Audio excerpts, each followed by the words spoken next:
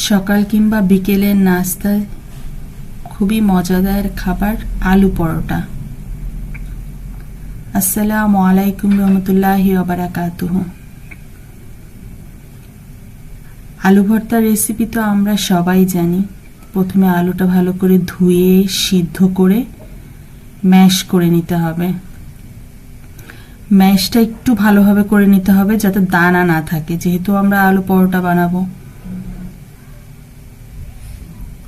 তো পেঁয়াজ, কাঁচামরিচ কিংবা চিলি ফ্লেক্স, শুকনো মরিচ যেটাকে বলে, আমরা যেটা প্রেফার করি আলু ভর্তা খাওয়ার জন্য, ঠিক সেভাবে একটু ভেজে নিতে হবে। তারপর ধনে পাতা, লবণ দিয়ে ভালো করে মেখে সর্ষের তেল দিয়ে নিতে হবে। আমরা গরম ভাতের সাথে আলু ভর্তা যেভাবে খাই ঠিক সেভাবে। তারপরেই তো আটার খামির করে আটাটা হাতে করে একটু মোমো যেভাবে গর্ত করে ঠিক ওইভাবে করে, যাতে পুরটা আমরা ভরতে পারি, আলু ভর্তার পুর সেভাবে ভরে ভালো করে মুখটা লাগিয়ে রুটি বেলার মতো বেলে নিতে হবে।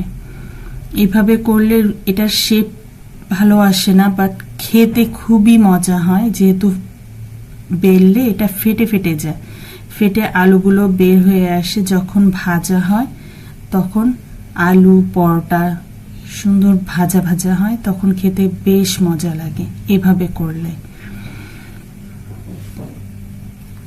বেলে এই তো একটু মিডিয়াম থেকে একটু লোতে রেখে ভাজতে হবে, যেহেতু একটু মোটা হয় আলু পরোটা। তো ভালো করে সেকে তেল দিয়ে ভেজে নিতে হবে। ফেটে ফেটে বের হয়ে যাচ্ছে, ভাজা ভাজা হচ্ছে, একটু পোড়া পোড়া, এটা খেতে বেশ মজা লাগে। এটা শেপটা সুন্দর না, এই জন্য আরেকভাবে করা যায়, সেটা হচ্ছে দুইটা পাতলা পাতলা রুটি বেলে নিতে হবে। আমরা রুটি, নর্মাল রুটি যেভাবে খাই সেভাবে রুটিটা বেলে নিতে হবে। বেলে তার মাঝখানে এই পুরটা দিয়ে নিতে হবে। একটা রুটি করে তার উপরে এই পুরটা দিয়ে আর একটা উপরে দিয়ে একটু বেলে নিতে হবে। সাইডটা অবশ্যই মুখ আটকে নিতে হবে ভালো করে।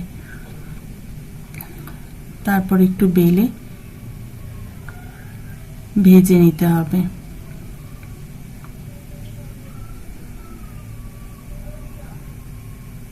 এভাবে করলে হয় কি, এটা শেপটা সুন্দর আসে।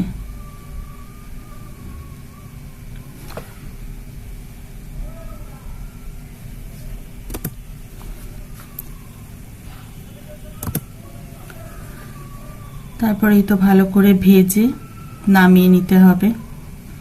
হয়ে গেল আমাদের আলু পরোটা। এই দুইভাবেই করা যায়, যে যেটা প্রেফার করেন।